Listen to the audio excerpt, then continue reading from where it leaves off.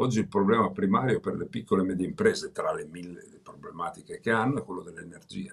Il costo dell'energia, il nostro è un paese energivoro, ci sono due questioni, una interna e una geopolitica. Quella geopolitica viene risolta male perché noi prendevamo gas russo a basso costo, adesso prendiamo gas russo che triangolato da Algeria, Tunisia, altri paesi costa solo di più. E poi prendiamo gas americano che quando parte costa 1 e quando arriva costa 4. Questa è la disgrazia geopolitica. Poi c'è una vicenda interna. Eni ed Enel hanno fatto 20 miliardi di profitto in più negli ultimi 2 anni. E allora la mia domanda è questa: come mai il governo non chiede nulla di questi 20 miliardi di profitti in più che sono superiori alla legge finanziaria?